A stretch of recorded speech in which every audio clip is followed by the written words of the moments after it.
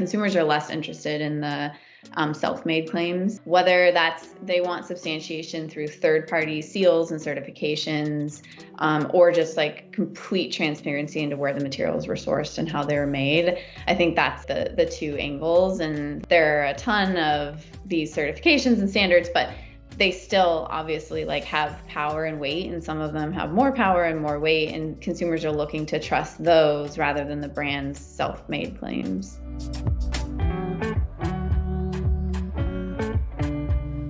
Hello, everyone. Welcome to the latest episode of Purposeful Beauty, What's Your Purpose?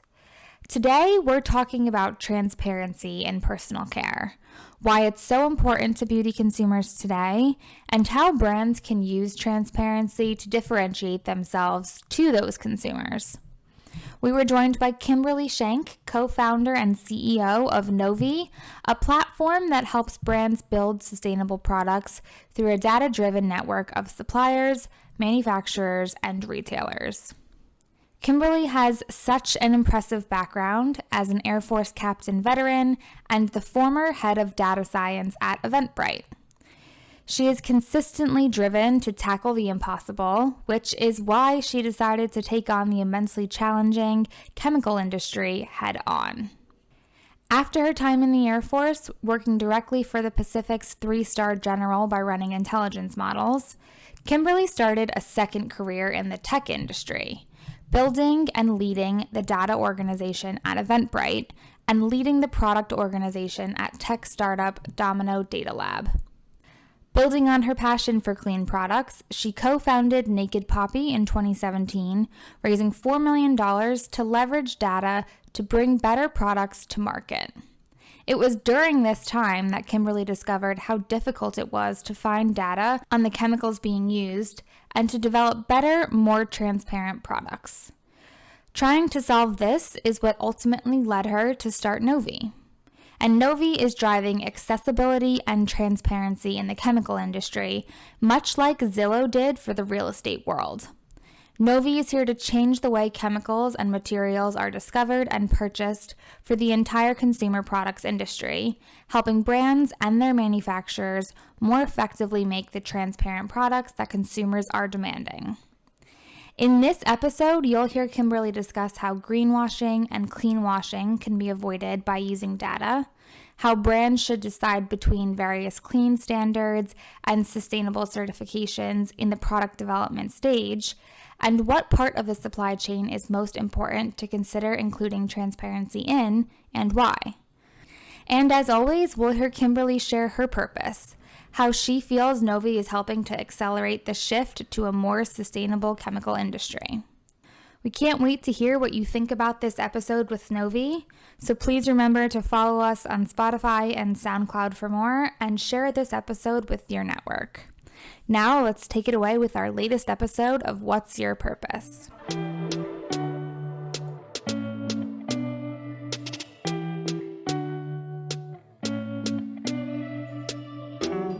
Hello, everyone. Welcome back to the Purposeful Beauty, What's Your Purpose podcast. My name is Christina Richardson. I'm the Sustainability Marketing Coordinator for the Beauty Care team at Croda. And today I'm joined by Kimberly Shenk from Novi Connect to discuss the importance of having transparency in the personal care industry today and how brands can really differentiate themselves through transparency. So, hi, Kimberly. Welcome to the podcast. Thank you for joining us. So great to be here. Excited to chat with you. Oh, me too. I'm so excited. So, I would love just to start for you to introduce yourself. I know that you have an extremely interesting background and story as to how you got here and how you got Novi started. So, can you just share a bit of that with us? Yeah, absolutely. So my background's actually in data science and tech. So I've been doing that my entire career. I actually started off as a data scientist in the Air Force and did a lot of really interesting things in that application. Yeah. But when I was studying at MIT, I was just really excited to learn what machine learning, AI, how that was coming to fruition in the tech industry. So moved out to Silicon Valley and started my career there. I've always had a really strong passion for health, wellness, sustainability. And so in 2017, when I got pregnant, a lot of that came to the foreground for me as I started to become very obsessed with the ingredients that were in products I was using, and decided to co-found indie brand at that point to bring products to market that were super transparent. The data angle, obviously, from my background was very important to the brand, and wanted to tell a story around having full transparency into all the ingredients we were using. Fast forward to starting that brand and getting close to product manufacturing, which I had never done before.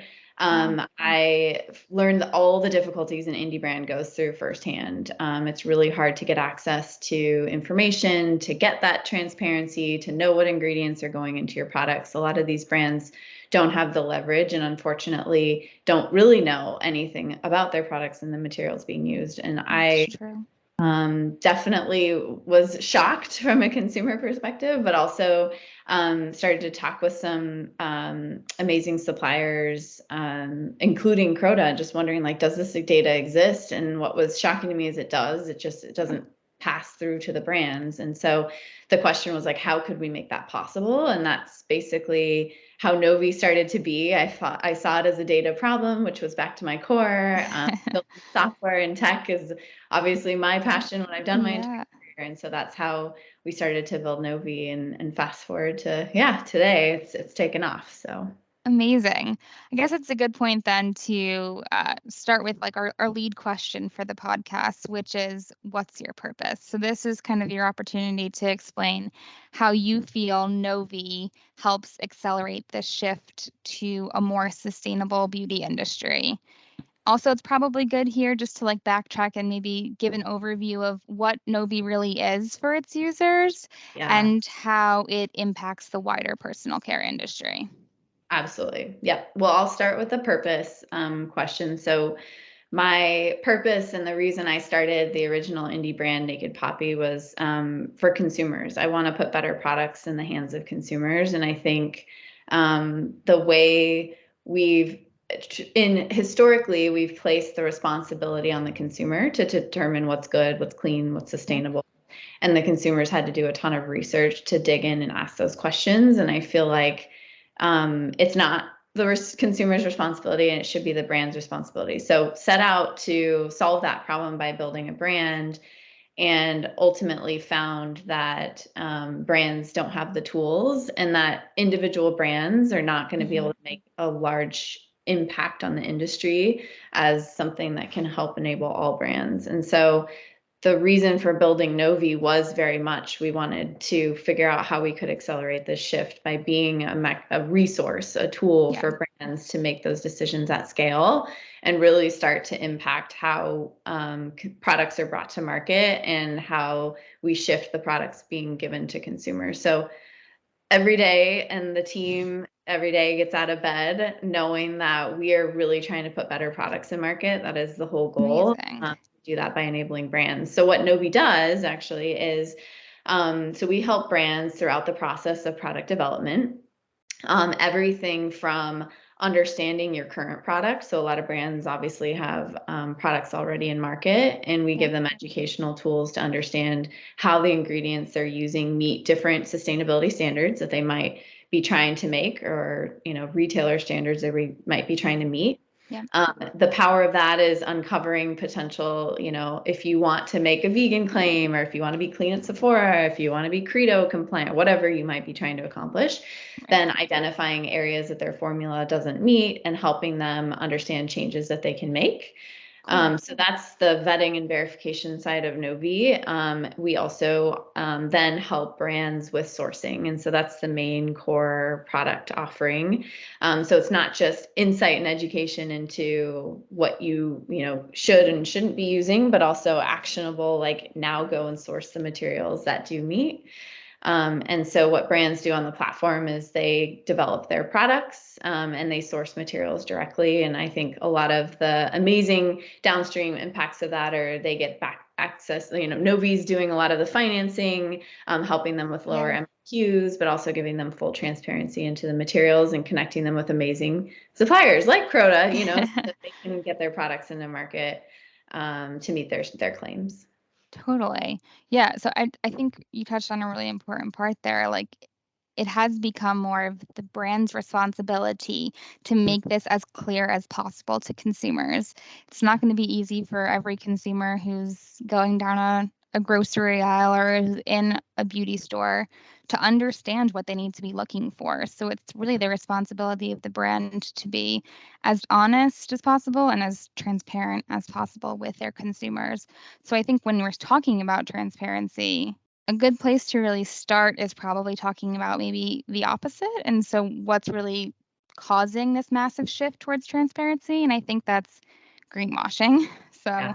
greenwashing, it can be explained simply or even like frankly put as a sales tactic that's often used to confuse consumers into thinking that the product that they're purchasing is potentially more natural or more ethical or more clean than it truly is.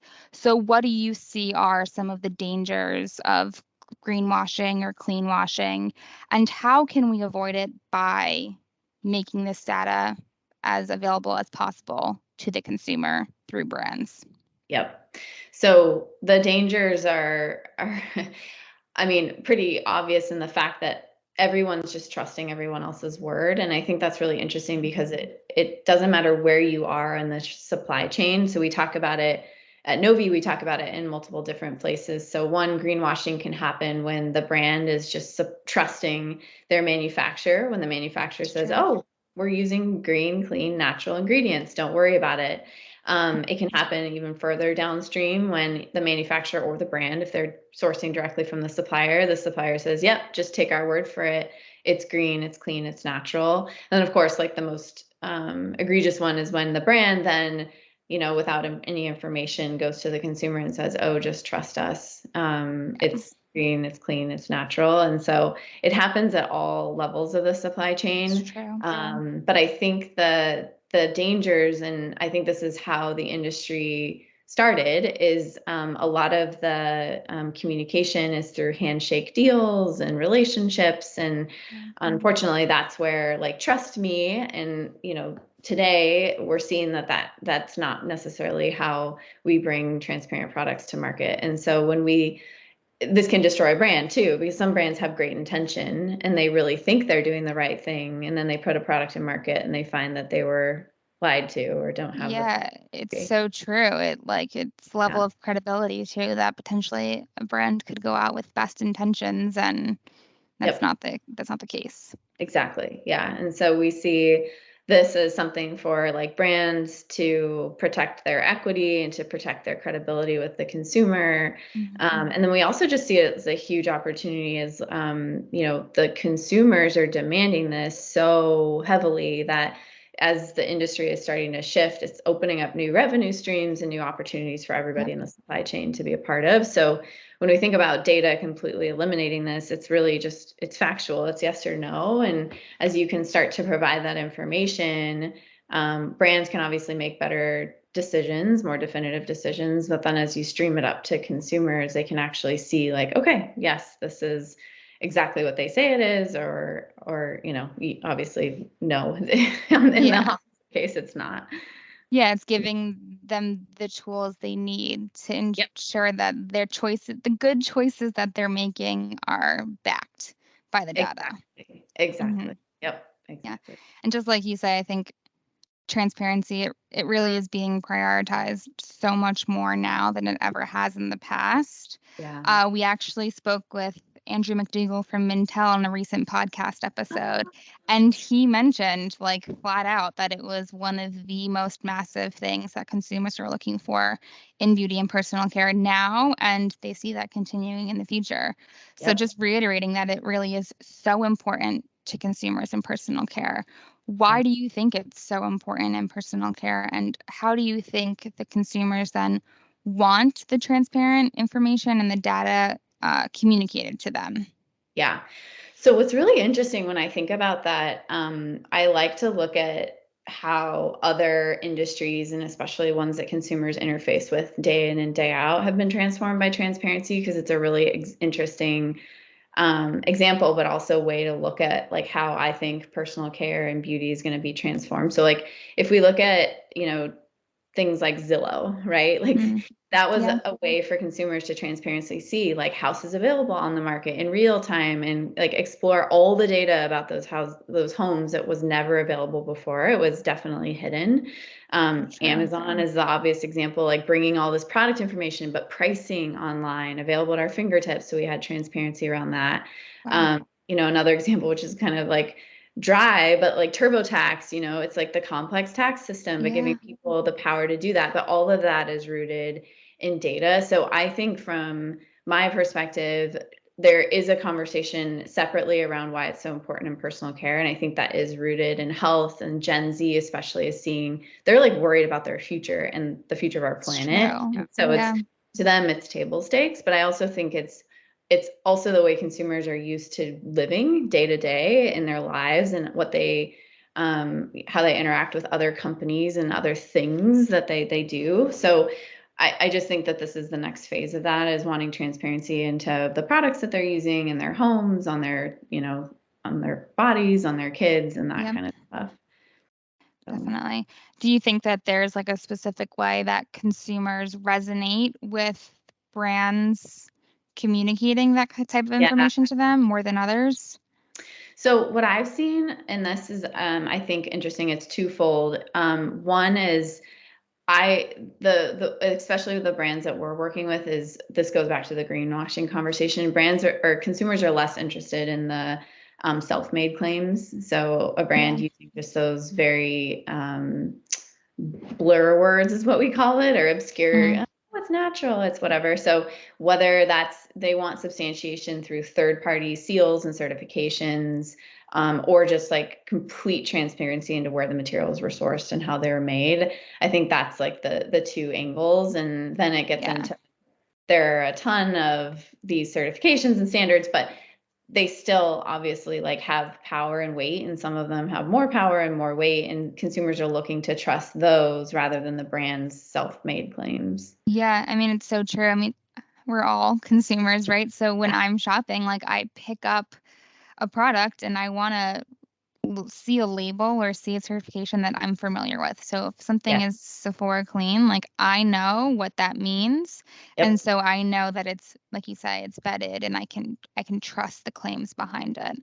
Which Yeah. definitely brings me to my next question, which is about those certifications and standards that brands are trying to meet. I think you mentioned at the beginning, this sounds like it's kind of the core of what Novi was built on.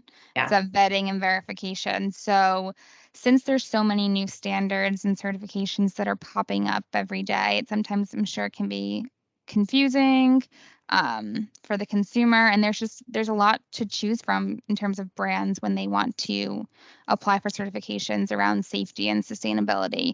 How do you think it's best for brands to decide between what certifications to go for? And how do they do that like in the product development stage? Yeah, yeah.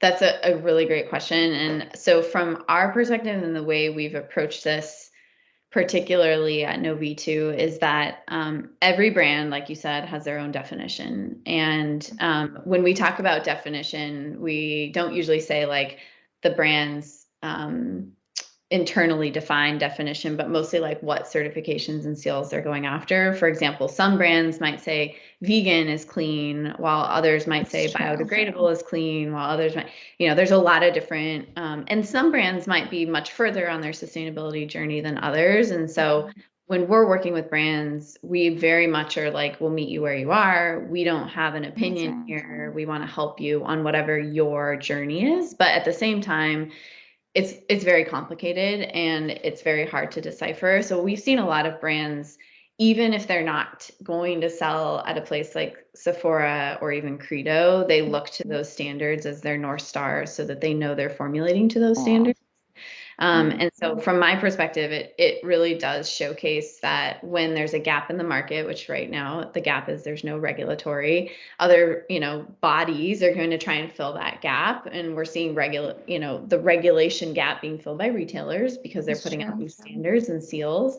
But what's really exciting about that is consumers are starting to purchase towards like they're using those to make decisions. 100%, yeah. And so to me, that just proves and that, this is exactly the future of the industry and why this is so important. But it also does give these brands a North Star. Not every brand is going to be able to sell at Sephora, but if all brands are using the Sephora seal as their formulation standard, it does help in their communication. It's such a good point, actually. I didn't think about that because it's one thing to get the seal, like that's obviously great and it helps your consumers know that you're reaching certain level of sustainability or safety. But even if you can't, to use that as a basis to formulate your products off of, I think will just help like even the playing field. And I think that it will help brands that maybe don't know where to start kind of begin their journey. Exactly. That's a really good point. Yeah. And I think the other piece, though, too, which is really interesting, is that brands are very eager to look at standards that aren't retailer standards, because at the end of the day, if you aren't selling at Credo or Clean at Sephora, or Sephora with the Clean at Sephora seal, like you're not getting that marketing collateral. So that is a North Star standard that they look to in the product development stage. But at the end of the day, what are some certifications that you can get no matter where you sell? And so that's when we see things like EWG or like those standards that are super recognizable by the consumer, and that you can put on even if you're a D2C brand. And so that's like some of the ways that we see brands navigate that. That makes a lot of sense. I also think that transparency, I mean, it's not just about the ingredient label. It's not just, even though a big part of it is about picking up the packaging and seeing a seal that is recognizable and understandable. Transparency comes into play now throughout the entire supply chain. So this can include things like sourcing of raw materials, manufacturing processes, testing, evaluation, etc. So what do you think is the most important within the supply chain to prioritize and make those shifts towards being more transparent, and why? Yeah, this is a really good question. So I'm going to answer it twofold, because I think I see material level data. So like the ingredients being used in the formulas and the ingredients being used in the packaging and that kind of stuff is the most important, because it's a baseline that then rolls up to the other parts. So if you know the individual pieces of what is in your product, you can start to be transparent throughout and you can roll that up. But I think the thing that I think about constantly and was the big aha moment or realization for me is that even though that information is not being always given directly to the brand, it does exist. And so the thing that is we need to be doing is building, and which is why the second part of my answer, which is I think even more important, is the mechanisms to allow that data to flow back to the brand. And so I think that's currently where the supply chain breaks down. Like the most important part is connecting the brand to their supplier. And today that's not the case. There's a lot of middle people in the process when you think about it, like distributors and sourcing by the contract manufacturers and formulators. And there's so many things in the middle that obscures the information from the brand to the supplier. And so that if we can start to change the way that's done, I think that's how we'll be able to implement transparency throughout the entire chain. Throughout the entire supply chain. Yeah. Yeah, and you touched on like the fact that Novi caters to both suppliers and brands. So do you find that the demands that come from a supplier versus a brand differ? Does it start with the suppliers and then the brands adapt, or do the brands start clamoring for certain demands in sustainability and then the suppliers adapt? How do you see that flow? Yeah. I've seen it that the brand, so what's interesting is the brands are definitely the ones that are changing and saying this is the new thing and this is where we see, the consumer asking us to make certain claims. And the reason I'm saying that is like I've talked to countless brands that when they look at the data or they see the science, they're like, this, trend that we're seeing consumers ask for, it doesn't make a ton of sense. But the battle of educating the consumer at this point in time is so much uphill that if the consumer says no, we're just not going to do it. It's not worth it. The consumer is saying no phenoxyethanol or whatever, like we're just going to exclude that from our products, because the consumer demand at the end of the day is the most important piece of that. And so that starts to funnel down to suppliers. However, I will say that there are some instances where suppliers, because they're so close to the science and they're the ones developing new technologies and really leaning into the green, like there's a whole world where synthetics have gotten a bad rap, but being able to educate the brand on why, it's actually more sustainable at some points to build something in a lab than to burn down an entire rainforest. Like there are these things we can start together with. And I think this is actually why it all goes back to the data, because when you can start to communicate that very transparently all the way to the consumer, they don't need to make these broad sweeping assumptions about certain chemical categories because they actually know the details of how this one material was sourced. Right. Hopefully it can stop those no chemical or chemical-free conversations that are coming from consumers, because it's just unattainable at this rate. But I think it's important to know that consumers really are, I think, in my opinion, leading the way. They're telling brands what they want. And you're right, then the brands have to turn around and make it happen for the consumers that are asking for these demands from them. Do you think that regulatory has anything to or does regulatory change that at all? If it comes into play that down the line something is going to be banned or phased out, how does that impact the demands? I definitely think so. I think that's a reality that, even when we see a brand who starts to develop in the US only and wants to go to the EU, they're forced to make sometimes a completely different in product in order to meet those regulatory standards. I think regulatory is very far behind, to be quite honest, and it's going to take a really long time to keep up. So I think when I think of regulatory, I think it's more honestly retailers filling in the gap and like you said, setting the standard. But I think there's a world where, of course, this would impact the landscape if they kept up, if they started to lead the charge. I think we for sure would see a huge shift in the way products. That makes sense. Yeah. Amazing. Okay, well, I did see recently that Novi had secured a big amount of funding.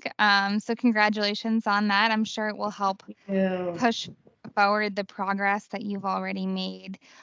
Can you share just a little bit, because some people might have seen that as well. What does that mean for users of your platform? Will it change anything, improve things? Absolutely. So our platform is built on an extensive network that obviously has been started in the infancy with suppliers and brands. But there's some key other elements to that network that we're starting to build technology for. And so that includes the formulators, the manufacturers, and the middle, workings of the entire operation to help facilitate the connections between brands and suppliers. So we're building a lot of technology for those sides, including our retailer partners. And so we obviously, that's a huge part of our network. There's a ton of evolving sustainability claims and issues that we want to get to, especially when we talk about climate. And so we're putting funding into how we help brands not only make sourcing decisions based on clean claims, but also reducing carbon emissions and things like that. And then a lot of the other pieces of this are obviously we are very excited when we have all the organic traction we've seen from household cleaning brands and even food, and so growing into additional segments. Got a lot of. Oh my gosh, that'll be so exciting to see. I can't wait to see where you guys are next year at this time. I'm sure it'll be even further along. Yes, very excited. Great. So is there, I guess, anything else that you can share with everyone who's listening, if they want to learn more about Novi? I've made myself very familiar with your blog on your website, so I've learned a lot about you guys from there. That's a great resource. But is there anything else that you want to point out or anywhere people should go if they want to hear more from you? Yes. Well, if you want to hear more, please reach out to us. Go to noviconnect.com. You can always set up a demo and talk with somebody on the team.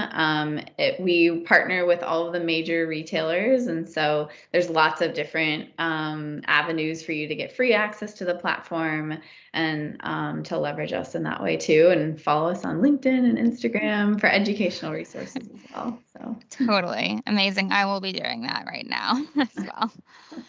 Thank you so much, Kimberly, for joining us. I really thank enjoyed this you. today. And hopefully we speak to you soon. Yes.